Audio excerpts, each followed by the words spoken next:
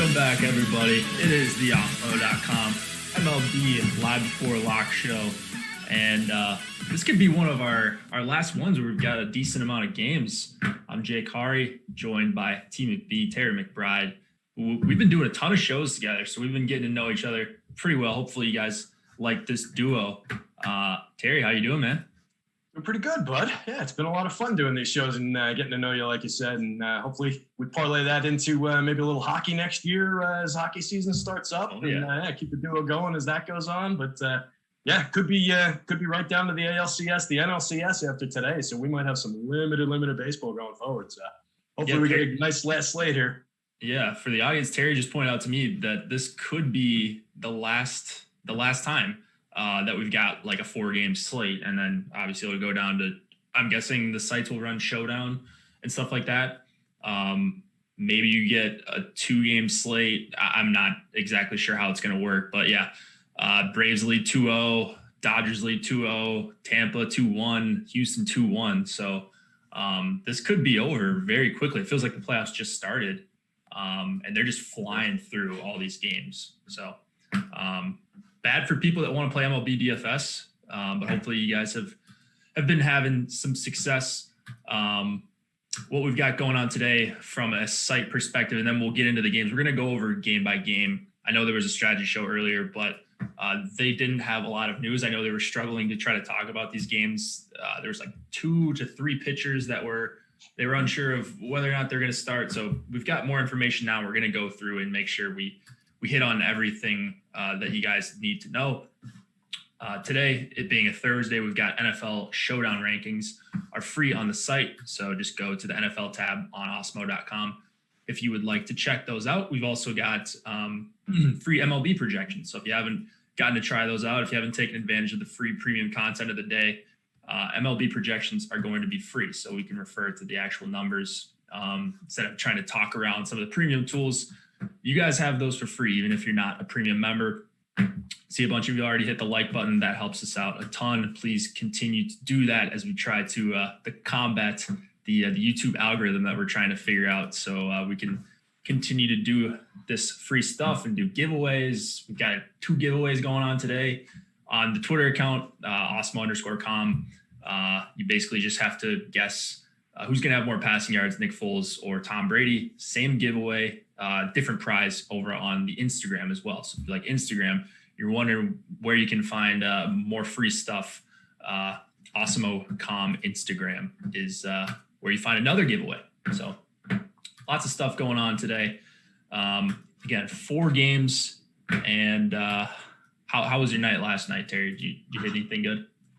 Nah, a little not enough of the A's and the Astros stack to begin with, and then just kind of lost it, and then didn't really watch the later games. I was on the nation's other favorite pastime, watching some politics and the debate going on with the VPs last night. So that was a little mess on its own. But my lineups were equally messy as the debate was. So not a great night for me.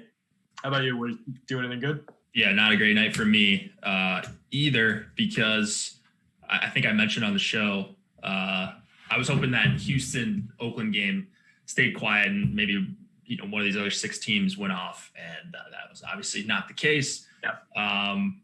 But yeah, we move on. I don't know. We'll see where I'm at tonight. I think I might be in a similar spot, kind of fading that game.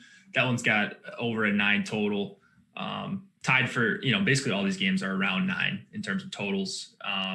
But maybe it's not going to be as popular as what we saw yesterday, where some of the guys on FanDuel, I know Semien was like 40% owned, projected, and I think he hit a home run. So on those nights, and I did see Alex tweet this, and it made a lot of sense. Someone said to him, like, did you see the tweet? Yeah, I did. I know exactly where you're going. Yeah. So someone was like, hey, I see you in the FanDuel squeeze, 30K to first, like the big MME tournament.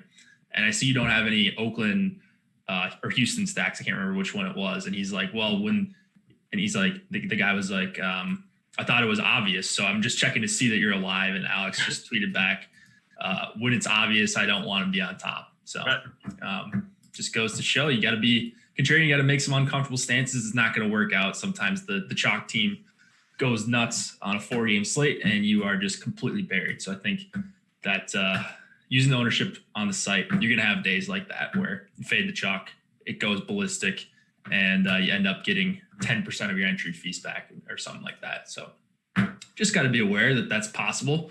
175 of you already in chat, ready to listen to us talk about these games. So same order as yesterday. I like that they're keeping the times pretty consistent. Maybe the lock time changes tomorrow if Atlanta and Miami ends today, if the Braves can close it out. But for now, 2:08 p.m. Eastern lock time. We're going to get out a little bit early. We've got another show coming on after us. And so we're going to get out of here in about 45 minutes or so, give Jordan a little bit of time to get ready for the next show. Atlanta, Miami, minus 125 favorite. The Braves are Kyle Wright and Sixto Sanchez. Marlins last hope. They've been a Cinderella story. They've got a 4.3 implied total, 4.8 for the Braves. Do you think Sixto can get a win here? And what do you like for DFS? I tell you what, I think the Marlins, if this is their last gasp, their last shot, they've got the right guy on the mound for it. This kid's come out. He's their top prospect, come out kind of like a dynamo and been pretty solid in his debut. So this is the guy to pitch for them. He had 38 innings this year. I'm sorry, that's Kyle Wright. He had 39 innings. Big difference. 408 xFIP to a 3.46 ERA. So pitched very, very well. Only had a 20.9% strikeout rate, which is down from where he was in the minors, what his pedigree is like. So I expect that to climb back up. He had a good strikeout game the other day. Generally 12.8% swinging strikes in the majors, which is up from what he was doing in high A and double A, which you'll love to see when a kid makes the jump and improves something like that. Throws a 25% split with his turbo sinker, his four-seamer, between 96 to 98 miles an hour, depending on the pitch. So that's 50% of his pitch mix. Then he throws in 26% of the time. It throws a changeup with pretty good spin and a decent whiff rate. And he's developing his breaking ball. So the slider, the curveball, work in progress, gets decent swing and miss on him, but they need to come up. Overall, he's in a tough spot though. Braves third in baseball, 221 ISO against righties, 125 WRC plus, 23.1% strikeout rate. So there are some strikeouts there, but we've been raving about this Braves team all year long against righty pitching. So that's going to be a challenge for him. I think he's got a chance to put up a decent start here. Depends on how deep they let him go. And obviously what these Braves happen to do against him, but it's a very tough spot, but he's one of the better pitchers on the board for my money. Yeah, I think you could argue he's probably the best pitcher in the slate. I mean, 4.8 implied total is not good, but just from a guy like an upside perspective, even though you're going up against a really tough team, I think Sanchez is probably one of the better options on DK. We've got him up there in terms of raw points. Ownership wise, he's getting some love, not quite as much love as a guy we're going to get to a couple games from now, which I'm a little bit surprised to see in Montgomery. Getting more love than by a lot. I'm not sure what that's all about. Yeah, so I think if you look at the ownership difference between the two, Montgomery's getting about twice the ownership of Sixto, and maybe that doesn't hold true by the time we get to lock in 50 minutes or whatever. But yeah, I prefer Sixto if I'm just hand building. So I guess those are the good things about Sixto. Obviously, the matchup is not phenomenal, but there's just not that many pitchers on the slate is the problem. We're a little bit unsure about what's going to happen in the LA San Diego game. I think we know who's going to start the game after that. Not really sure.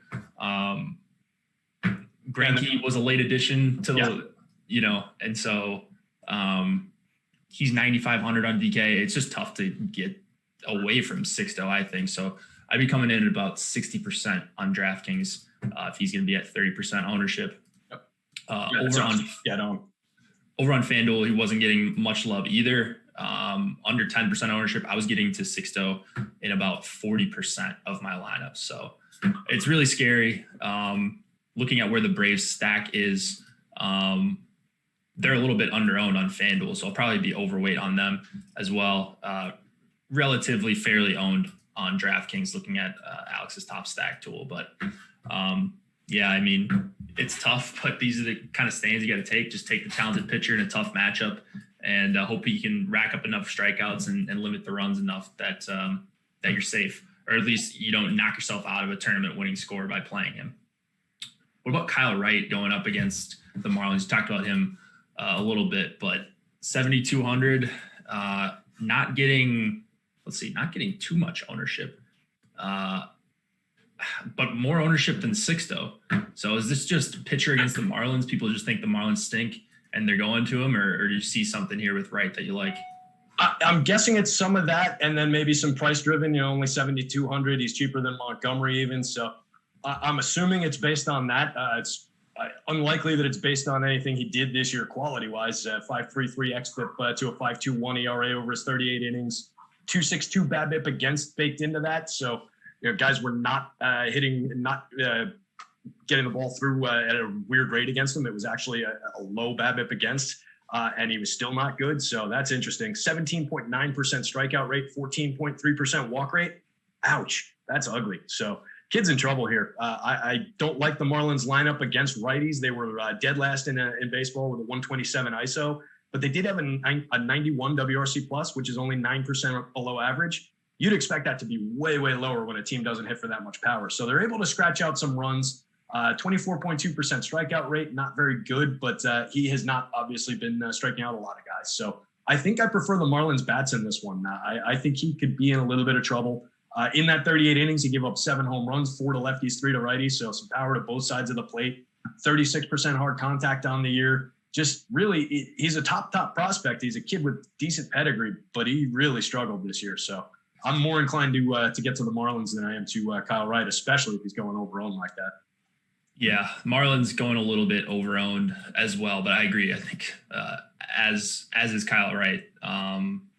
So if you're playing 150 lineups, you have to have guys on both sides of these based on how we play and try to diversify a little bit, even when the ownerships are concentrated. The Marlins' top value percentage on DraftKings is pretty crazy high, 28% compared to the next best team, which is Oakland, and they're under 17. So wide disparity, like they just make a lot of things work.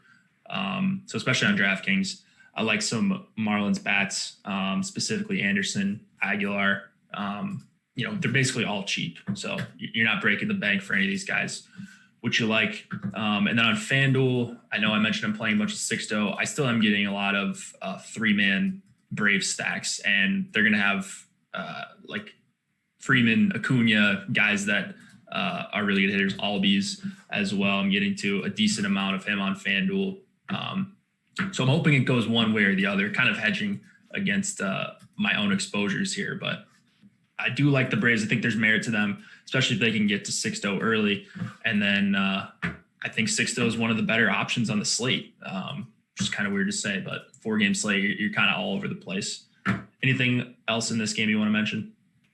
Yeah, just to tag off what you were just saying there. I mean, we're in the playoffs, we're in the division series, so these are going to be tough spots. These are going to be uncomfortable rosters for the most part, whether it's on the hitting side with the stacks against an ace-level pitcher, or when we get to the back end of these rotations like this, and we get some good bats against some shaky type pitchers, and it's going to be uncomfortable to roster the pitching side. So totally with you on that, and I think it makes sense to have both sides of this on kind of as far as all parts of it. And the sides I would have least would be the Marlins bats and Kyle Wright. I would have a fair share of Braves bats and a fair share of Sixto, like you were saying. One bat I do want to bring up on the Marlins side. He's drawn a little bit more ownership than I was hoping, but really like the price on Jazz Chisholm. Top prospect for them. Slots in second or shortstop. 2,900 on DK, 2,200 on FanDuel. Kid is a very, very talented guy. Has a nice power profile, good speed profile. I wrote him up in Stack Slants this afternoon if anybody missed that. But in the minors last year, I don't have it in front of me, but it was something like 19 home runs and 13 stolen bases in 300 and change plate appearances. So good pedigree on the kid, big international signing for the Marlins, or for the Diamondbacks originally, then came over in the trade last year with the Marlins. So I like that he's in the lineup there. He could be a little sneaky, 10% ownership. So not great, not terrible, but I like it at the position. Dano says, thanks TB the other night for the stand pick in your home run model. Double Dong got me into 4th in a GPP. I think that was the night that he was going up against Glasnow. Double Donged against, I don't think both Dongs were against Glasnow, but I know the one monster one.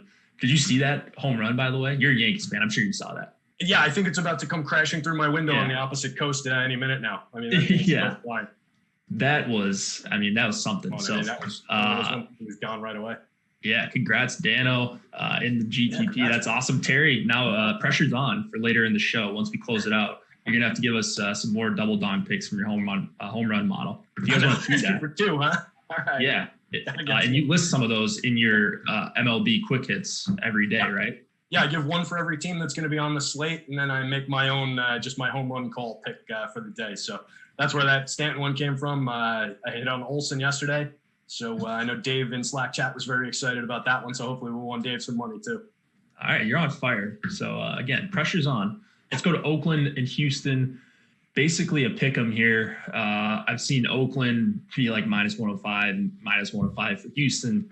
Run totals are very close together. 4.5 for Oakland, 4.6 for Houston. Frankie Montas and Zach Greinke are your pitchers. Greinke was a late addition to the slate. We didn't know who was going for Houston. There wasn't a line when I was looking earlier, but it looks like it's going to be him. I don't think we have any concerns on how deep he could go. The last I'm seeing he pitched was against the Twins, and that was over a week ago. I think it was on the 29th of September, I want to say. So he should be good to go. The question is, do you like him here against this Oakland team? 4.5 implied total in a closeout game for these Astros, leading 2-1. Yeah, so I think dropping him, suddenly into this slate definitely mixes things up a little bit on the pitching side. Definitely like him better than Christian Javier, who I had in there, and dropping Greinke into the model brought the A's side of things down. They were popping a little bit for me earlier with Javier, both in terms of projection and in the home run model. Still getting decent home run marks for the home run hitters, but before it was kind of like some of the offbeat guys were drawing decent power numbers, and that's really come back to earth with Greinke in there. So I do like him. Still have no idea how he's getting by this year, how he's essentially the same pitcher as he's been his entire career. His stuff is totally diminished. His velocity's not there anymore, but he's been getting it done. 3.51 xFIP to a 4.03 ERA over 67 innings, 3.21 BABIP against. So guys were actually getting lucky against him. Only allowed 6 home runs, 24.5% strikeout, 3.3% walk, 10.6% swinging strikes, all right on his career marks. I like the A's bats. 176 ISO with a 104 WRC plus against righties this year, 23.2% strikeout rate. So there's probably some Ks there for Greinke. 11.2% walk rate, but he really limits the walks. So I don't know how much they'll be getting on base against him. And that's a specialty of this team, get a couple guys on base and then hit the long ball. That's how they win games. So he might have the right mix of stuff here to limit the upside on the A's and book a win for the Astros. I did see something in Slack chat from our buddy, looks like Dumpster Fire dropped it in there. And it looks like a quote from Dusty saying, I'm not really sure. I'm hoping he can give us as much quality innings as he can give us and not have too many bullpen innings. So that is indicative of absolutely nothing except that Dusty has no idea, which is pretty much what you can assume about Dusty anyway. So, I'm not going to make adjustments to Greinke based on that. He's probably going to go 5 or 6. And that's basically where I've got him anyway. So no changes based on that. I like the spot. I think he's the most proven veteran pitcher on the slate overall. So I think we got to consider him here. I think as long as Dusty doesn't say like he's getting cut off at X amount of innings, whether it's 5, 6, like he's an old fashioned guy. He used to manage for the Cubs, and I remember just throwing these guys outrageous innings before. There was like this load management and guys were limited to 200 innings or 180 innings or whatever. I think he's going to go until Greinke's arm falls off if he's pitching well. So I don't think you're worried about Dusty pulling him. With Dusty in general, I think I worry more when Dusty says, I've got a plan. Yeah. It's a little bit more concerning when Dusty comes out with an idea in his head. So I think Greinke will be fine here.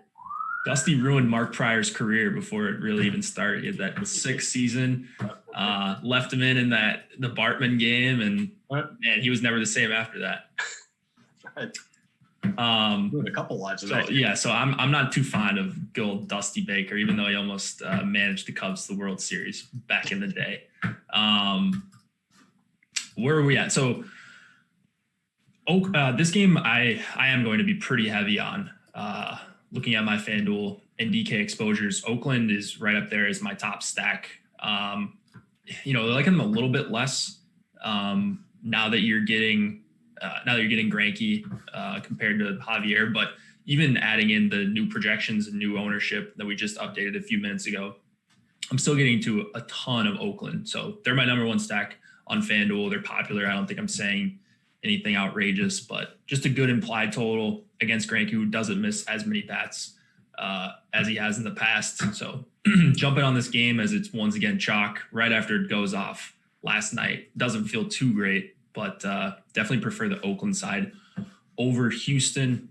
On this other side, Montas, 8,600 on DK. He is 8,100 on FanDuel. He's my highest owned pitcher on FanDuel right now at just 5.6% ownership, going into the teeth of this Houston team who looks more like 2017, 2018 Houston than what we saw in this abbreviated regular season. What do you think about Montas going up against the Astros here?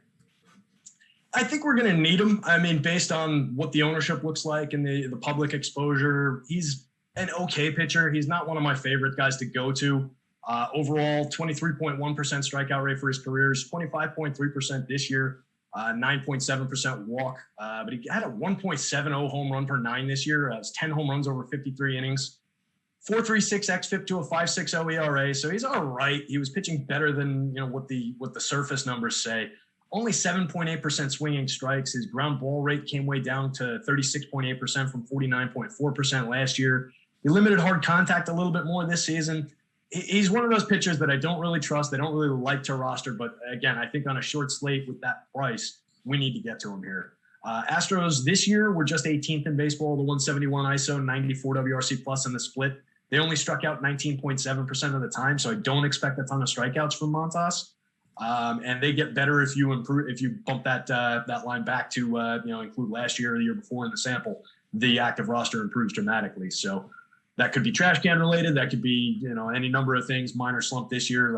For my money, it's on a minor slump for some guys this year. As you saw Jose Altuve struggle. Jose Altuve was not getting all his quality from a few trash can bags here and there. So he's a guy who turned it around late in the season and is really a guy that if you took his numbers out of that, it explains a lot about why their numbers were down against righties. So I greatly prefer the Astros side of that part of this matchup for sure. Okay, fair enough. Montas, you just touched on him really quick. He's right up there with Sanchez, is a guy that I think has legit upside. I suppose you could throw Greinke in there. I suppose you could throw Montgomery, but the ownership gap between those guys, I think is big enough where I'm just going to try to jam in as much Montas and Sanchez. Hope one of those two guys has a quality start and figure out the bats later. From an ownership and a DFS perspective, I think that makes a ton of sense as far as what you're saying there. It's more a baseball quality thing, a matchup thing that makes me not love Montas here, but. For him, where he's ranked in the top starters tool, for the projection even that I'm getting for him, not even liking him that much, I think at under 10% ownership on FanDuel, he's definitely in play. Only around 15%, half the probability of being a top 2 starter. I think you have to play him. I'm definitely with you on that. Not saying don't play him, but it's just uncomfortable for me, I guess is the word. Yeah, for sure. Going up against these Astros is really tough. Oakland's really cheap on FanDuel, so the top stack tool doesn't love them, but really, really good value on a 4-gamer. Maybe you leave some salary left over, like $500 to $1,000. If you're worried about having lineups that are duped, you obviously want to avoid dupes on these short MLB slates, and you really don't ever want to be duped in MLB. But it's like NFL, where it's pretty hard to do. If you're doing 4 or 5 man stacks, depending on which site you're playing anyways. I think we're all good for this game. I don't see any surprises in the lineups. The 2 games we talked about so far, Atlanta, Miami, and Oakland and Houston, the lineups are out for those. So unless there's a late scratch, you're free to fill your lineups out. I don't think we're getting anything on Rays, Yankees, or Dodgers, Padres by the time we get to lock. So yeah, probably not. We've got about 20 minutes left. Let's run through these 2 games and then get out of here. Tampa Bay and the New York Yankees. Ryan Thompson going to start for the Rays, and then Jordan Montgomery for the Yankees. 4.2 implied total for the Rays, 4.9 for the Yanks. I think this is the most interesting discussion we're probably going to have here. Montgomery, very aggressive chalk on today's slate, especially on DraftKings. I saw him earlier. He was up around 75% when Greinke, we learned that he was going to be on the slate. It's dropped a little bit 7,400 for Montgomery, though, not the highest upside pitcher. And you've got a Rays team that is pretty formidable with not the lowest implied total in the world, 4.2 runs. Are you buying into the Montgomery chalk, or are you looking to take some bats against him, or both? I wrote up the Rays in quick hits last night as the chalky popular pick that I think profiled pretty well against my poor pitcher here. So I've come around a little bit through the day on the baseball side of things as far as am I comfortable with Montgomery starting this game in an elimination game for my team. A little bit more. I wasn't happy about the Yankees spending $14 billion on a pitching staff and then getting Jordan Montgomery in an elimination game, but he is pitching well coming back from Tommy John. He's picked up 2 miles an hour of velocity. There was a great profile on him that I read today. It was from like 2 months back, but it's everything stayed relevant looking at his numbers. Unfortunately, I forgot what site I read it on, but it's on my Twitter if you check my likes. Anyway, he had a 3.65 xFIP to a 5.11 ERA this year, so he got very unlucky. 3.20 BABIP against, and it was a lot of soft singles. He was excellent this year at inducing soft contact, limiting hard contact. Out of pitchers who threw 40 innings or more, he was third in baseball with a 26.1% soft contact induced and 20th with a 28.4% hard contact allowed. So very, very good profile as far as that goes. What I don't like is how the Rays profile against lefty pitching. 217 ISO, 124 WRC plus. They struck out 28.1% of the time, so there might be some sneaky Ks here for Montgomery. They walk 11.8% of the time. It's just a tough spot. At that kind of ownership, I can easily get away from a pitcher I wasn't excited about. And really, he's not a great DFS option anyway. He's not a big strikeout pitcher. He's a guy who relies on that ability to pitch to contact. He's a control command guy. When I say he picked up velocity, that means he picked up velocity to get to 92 miles an hour. So it's not like he's really throwing hard, blowing the ball by anybody. Occasionally he can tick up a little bit higher than that. He's definitely done some good things with his angle, his release point, everything to really refine who he is as a pitcher. But I just don't see it tonight. I am worried about the spot, particularly from a DFS point of view. I don't know how much I would get to him with that ownership. Yeah, I wonder if we're overshooting the ownership. Like our ownership projections are obviously we think are the best in the business. I think they're awesome. We rarely miss on guys. So I'm not saying we are going to miss on them, but I think it will depend on which tournament you're playing. If you're playing a large field tournament, I think he's going to be very popular. He's going to be probably in half the lineups, especially because the Greinke news was so late. We live in this bubble where we think everyone's at their computers, at their phones, at lock. And in reality, that's not the way that most people play DFS. It's a lot more entertainment. But the people watching the show, I think, are going to be on. They're going to be more prepared. And so I'm trying to get away from Montgomery as much as possible. We don't even have him projected as that great of a play. And then you throw in that ownership and he's just really going down the ranks for me. And as a result, because of his ownership, even if you cut it in half or he's at 75% of what we expect him to be in some of these tournaments, the leverage that you get playing this Rays team, I think, is pretty awesome. On DK, the Rays are the most under-owned stack on the slate. On FanDuel, they're not owned enough for me to warrant getting off of them, and they are one of the highest top value percentages as well. So I love the Rays. I don't mind Montgomery as a pitcher. I thought this guy was going to be really good maybe 2 or 3 years ago, and then he had that injury. He hasn't quite been getting strikeouts at the same rate, but still a decent pitcher. But the ownership here is really putting me on these Rays. I'm pretty much over the field on every Ray by 2 or 3 times on FanDuel. So I'm feeling pretty good about that. If it doesn't work out for me, it doesn't work out. And if Montgomery smashes, then I'm going to lose again. But that's where I'm at for this matchup. Let's talk about Yankees bats against this Rays team and Ryan Thompson and whoever else comes in after him. Can you consider Thompson at all, first of all? I don't think so. I didn't see like a specific number on how much he's going to get used, but they're calling him an opener, so I expect him, 1-2 innings tops. I don't think we're going to see much more of him. I wrote up Yarbrough as the guy coming in. I think that's who it's going to be. That's who came down with Fangraphs originally and all that stuff. So that's what I have. Don't love the spot for either pitcher. I don't think I would roster either pitcher as a DFS option. I think it plays fairly well for the Yankees. I don't like when teams throw an opener against them, and a guy who can come in with a high leverage type arm and take the top of the lineup out in the first inning really wipes out a lot of the upside for some of those hitters. But Thompson is a kid who allowed 4 home runs in 26 and a third innings this year. 3.75 xFIP to a 4.44 ERA, 20.2% strikeout rate. That's obviously a ridiculously small sample. But 4 home runs in 26 innings, maybe the Yankees turn on one, put something up in the first inning. That's what I'm really hoping for here.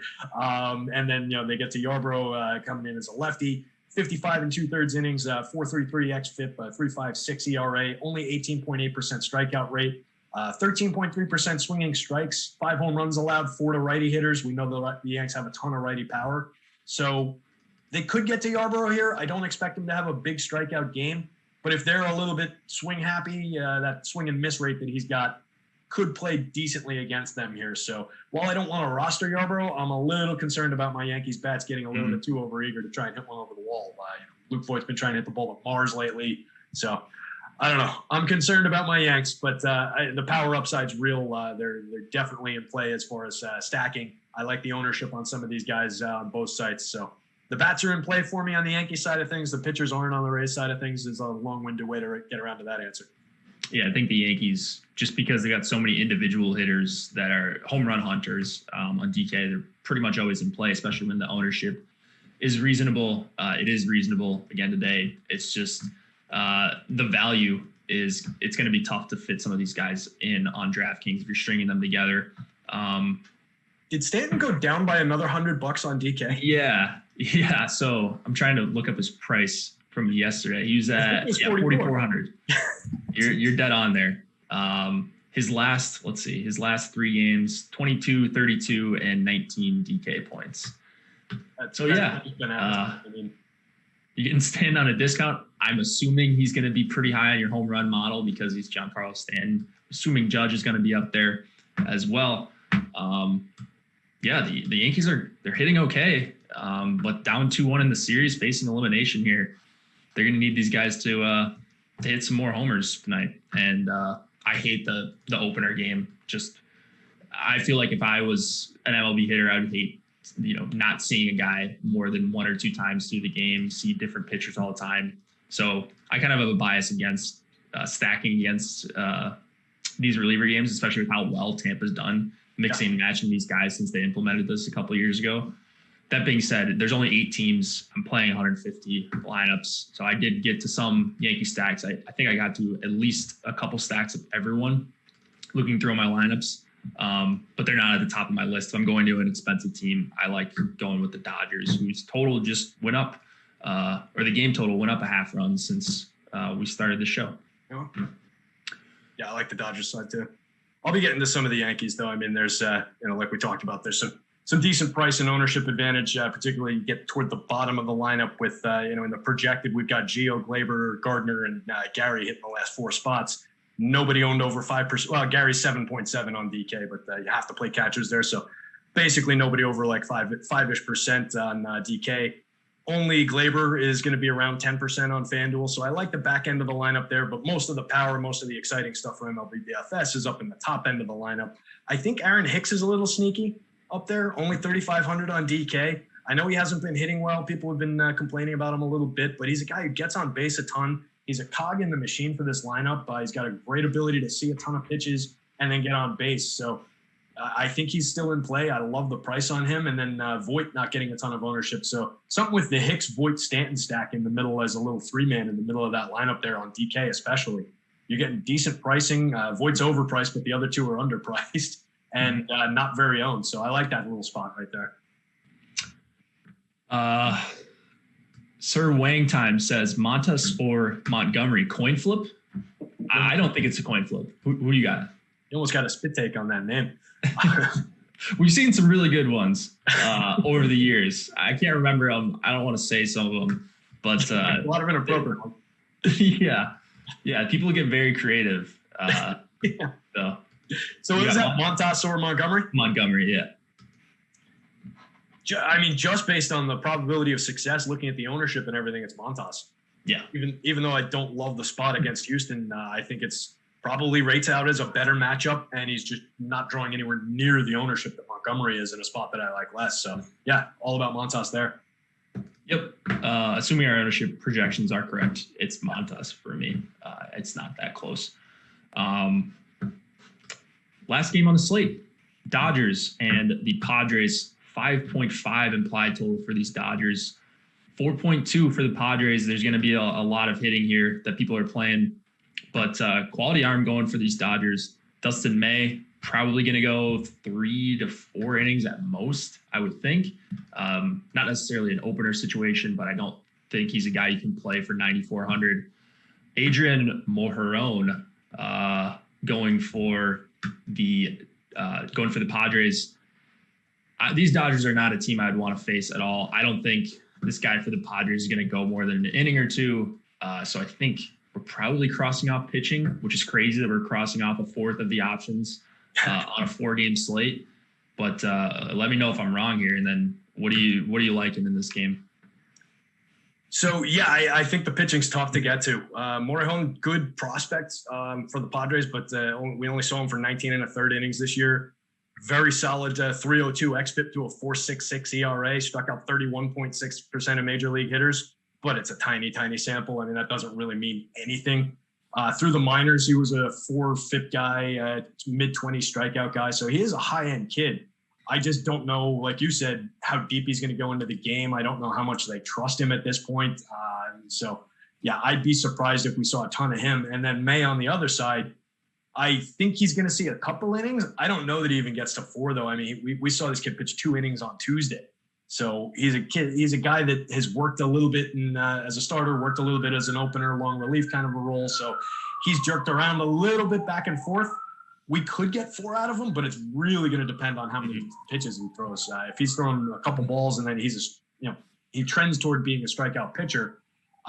So I don't know. He's going to be throwing a lot of pitches probably. So I don't know how many innings we're going to see from him. And then we get into the bullpen. It might be Urias coming out of the bullpen for the Dodgers. Not really sure what the plan is there. He was originally slated to be the starter. If it's him, he had a 5.06 xFIP to his 3.27 ERA over 55 innings. Fly ball pitcher against a homer-happy team. Padres against lefties, 182 ISO, 104 WRC plus. So if they go to him there, I like that matchup for the Pods. But it's kind of unpredictable. Don't really know where they're going to be going. Overall, Dodgers second best bullpen in baseball by xFIP with a 3.88 xFIP, 2.74 ERA, 24.3% strikeout rate with 16. Pods were 6th in baseball with a 27.2% strikeout rate. They had a 4.14 xFIP out of the bullpen. Seventh best in baseball. So 2 good bullpens in this matchup. So it's going to be an interesting one to see what happens with this pitching.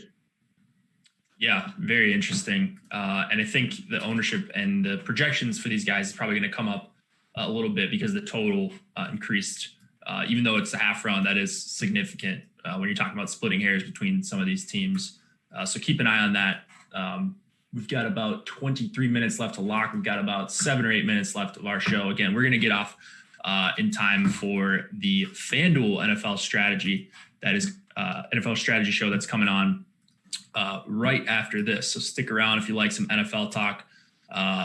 Other stuff we've got going on today.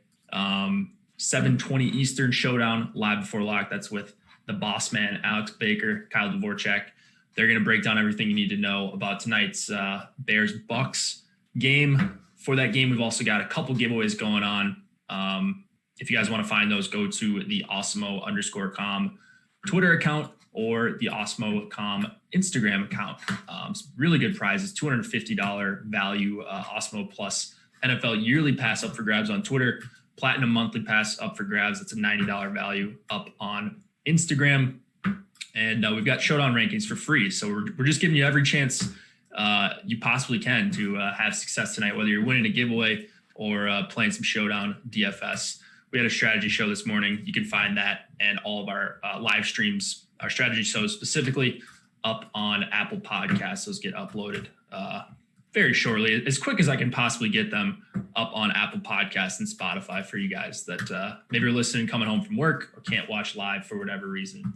I know people have kids and such and social lives, but not me. You want to talk about, you want to wrap up this slate with any home run picks or top stacks or anything before we head out? Yeah, we can talk through some of those. As far as the bats in the Dodgers Pods game, anything that you like, anything really jump out from the projected lineups to you there? I mean, here, let's see here. Guys I'm getting to a ton. I always get to a ton of Mookie.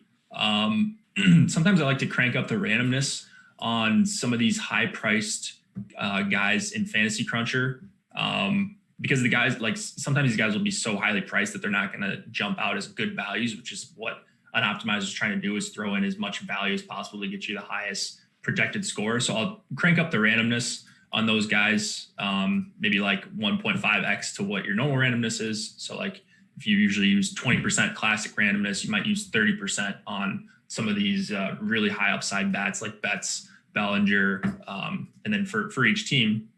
So that's just a little trick I like to use. And that's why I always get to Mookie. I always get to Justin Turner. And the Dodgers just have so many good bats that those guys all get used as one-offs, even if they're in bad matchups. And tonight it is, I think, a perfectly fine matchup. I mean, they got the highest total on the slate by a pretty good margin. Going to roll out an A-plus lineup per usual. Yeah, I'm just all over these Dodgers, but if I had to pick one, it would be the chalk with Mookie Betts here. Yeah, I'm on that Dodgers side of things too. I really like the way the lineup profiles against the Pods here. Despite getting into probably a very good bullpen pretty early, I just think they're loaded, like you said.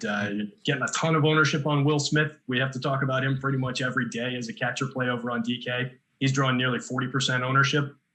He's a great catcher. He's a very good offensive option hitting in the middle of that lineup, but I can always get away from a 40% catcher. So that's a little tricky, a little tough spot in that stack. But I like the ownership numbers on a lot of these other guys. I mean, you get Muncy at 9.9, Corey Seager at 12.8. The lefty's probably not going to be in there for that long, and both those guys profile pretty well against lefties anyway. The projected lineup had Jock Peterson in it, hitting eighth, which I don't really think they're going to do. I think it's probably going to be Enrique Hernandez. And if you get him in there, he's going to be 3,500, second base and outfield eligibility, potentially sneaky. And then I think AJ Pollock just deserves more respect than what we're giving him at the bottom of this lineup. He's bumped up to 7th in the projected. He was like 9th in the projected yesterday, but just 4,100. Dude hit, I think, 16 home runs this year. I don't see why we're not getting to AJ Pollock. So I definitely think we can play him there in that Dodgers lineup too. So top to bottom, I really like what the Dodgers do for us here. Look at this. We've trained our audience to ask for likes for us, so we don't have to do it. Grain Grippa says almost to 100 likes. We could get to 100 before we end here. That's only a quarter of you, almost 400 watching. We appreciate you guys hanging out with Terry and I as we try to break this down. I think we've got all the news that we need to so far, but that's a good point on Jock. So if you don't want to build your lineups with Jock, there you go. Terry just detailed why you should do that. It's pretty easy to swap on FanDuel. They make it decently easy with the global player swap on DK. It's a little bit tough to swap up, but there's some Excel tricks you can do. Hit me up in premium Slack if you want to see how we do that. Slack's a great place to find lineups. News God working overtime in every sport, football, baseball, NBA when it's going on. Just everything, staying on top of all the news. So you get that as soon as stuff drops, lineups, whatever it is, injuries, late scratches. If I didn't talk to him on the side, if I didn't talk to Ron on the side, just, and know that he's a real person, I would be convinced that he's a bot with the quickness with which he provides news and gets things down. I mean, it's amazing how quickly he does that for every sport. 3:00 in the morning, South Korean video game leagues. He's just like, boom, here's a news update that dropped on Twitter. I don't know how he does it. I really don't. Absolutely crazy. Any questions in chat? Otherwise, FanDuel cash game pitcher I saw was one of the questions. Do you have a preference there? It's really tough. Oh, geez, cash game pitcher. In general, so projections are free today, so I can pimp these out for you guys. If you want to check out MLB projections, today is your lucky day. I would just go with the highest raw point pitcher, or just try to find the optimal lineup. I think there's two options that I would be comfortable with: Montas or Greinke. So whichever side you feel better about. Greinke is the highest raw point pitcher, but I think that's where I'd go. They're the same price too, right? They are, yeah, they're the same price. Yeah, so I guess you should go. Yeah, you should go with Greinke then if you're just going by the optimal. I don't think you necessarily need to play the exact optimal. You might be a 1v1 or 2v2 away from the optimal and still have a really, really awesome cash lineup. So use those to build your cash teams. Obviously, use those to build your tournament teams, but you got to also work in the ownership. So come be a part of our community, and awesemo.com/join is how you do that.